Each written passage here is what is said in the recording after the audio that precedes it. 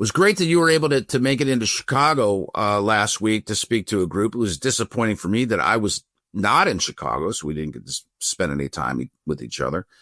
What was the focus of your visit, and what did you have to say this week? Yeah, it was a lot of fun. So, wearing my other hat, working for the housing giant Zillow. Zillow hosted what's called the new construction forum. And so, it's fun. I mean, I got into a room and got to speak to a lot of, people in the new construction industry, builders from around the country, and just talking to them about the housing market, state of the housing market. I also got to watch presentations from other experts.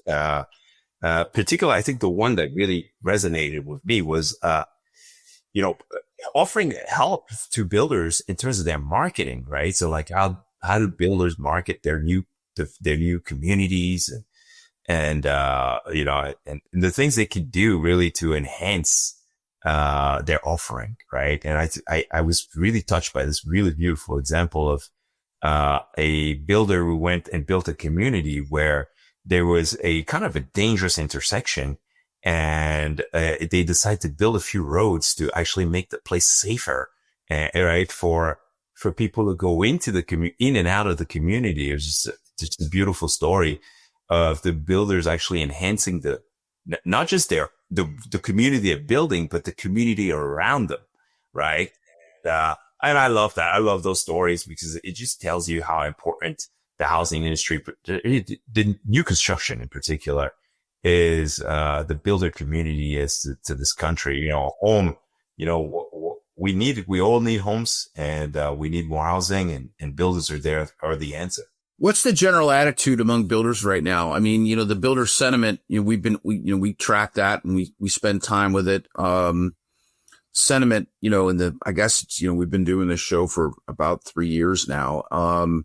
It's kind of been all over the board. When we started doing this show, I mean, we were still, I think, really kind of mired in the COVID, realities. Post COVID, the economy has had some significant challenges. I mean, at one point, inflation was, measured at, I don't know, I think we had a period of time where it was measured at 9+%. So yeah, we had a doubling of mortgage rates. Right. We had, obviously sorry, I missed the headline there. That's kind of a big deal. At the time we had rising, labor shortages. So we had rising labor costs. We had, rapidly rising, building materials and components. The cost of building materials and components rapidly rising across the board. We had land costs rising very rapidly, right? And so when you have input costs rising for builders, and at the same time, we have the doubling of mortgage rates that's causing demand to ease, well, builders have to kind of pull back.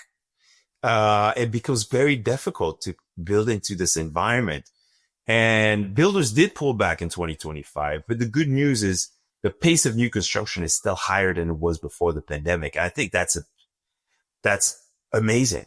And that's amazing. And so we are seeing this builder pull back, but it's fair to say that, new construction is more active than it was before the pandemic still. Yeah. Well, a final takeaway for you from, when you're brought in to these events, there's an expectation that you are going to be the teacher, that you're going to be the person that's sharing the expertise and the insights. What was one or what are two big things or new things that you learned this week from listening to your peers in the industry, either the builders themselves or the other people who presented? Well, I think the one thing I want to say, the one thing I learned was how much builders do for the community around them. It's really, they're not just, very often they're spending a lot of time, effort, and money into making neighborhoods, communities, cities better, right? They're not just building homes and selling them and moving away. They're really transforming entire communities. And I think that's a beautiful thing. Should that be part of the ethical responsibility that a builder has to the municipality and where it's building? It's not their responsibility. Okay. But it's what they do. And I think that speaks volumes of the people in this industry, right? The one thing I shared with people, that I think most people still don't quite grasp is the fact that people just want homes, and that it doesn't matter if somebody is a renter, is a renter or looking to buy a home, or people. It ultimately, I think people just want homes, and people who sell homes often lack that understanding. That basically, look, Zillow data shows that 58% of current renters started their search by looking at the for sale market. And what does that mean? That means that most people are dual shoppers. They're not just renters or looking to rent, and they're not just buyers looking to buy. People are looking to get the biggest bang for their buck. They're just trying to make the math work in their budget. And whether that means buying or renting, right? And so when you're a builder or a real estate agent and you're trying to, or a property manager trying to fill your unit, just remember that people are people and that they're just trying to make the math work, that they want it to fit within their budget. They just want to get the biggest bang for their buck. And so there are dual shoppers out there. Most people are dual shoppers. And so when you're advertising or you're trying to fill your vacant unit or you're trying to sell your home, right? Limiting yourself to a specific type of audience or demographic would be absolutely detrimental. You got to go out and try to reach out to everyone.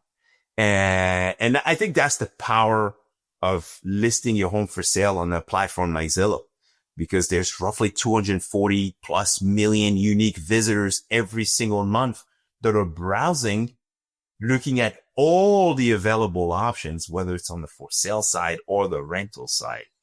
I think that's the thing that I wanted to bring that out to that audience that's really misunderstood, is that most people are dual shoppers. They're not just looking to rent or looking to buy. They're looking for the biggest bang for their buck. Yeah. Well, I appreciate your thoughts as always. It's always terrific to check in and talk specifically about the housing industry. I mean, we're very fortunate to have somebody of your level of expertise, not only talking and writing about economics for the Center Square, but also able to talk about the housing industry, which is, of course, the number one expense, and potentially the number one asset, that any American could have. We'll call it good for today there. I know you got to run anyway. So thanks again, Dr. O. For Orphe and Divounguy. This has been Chris Krug. Subscribe to Everyday Economics wherever you get your podcasts. Make sure you listen to Dr. O and me each week on the Center Square Radio Hour.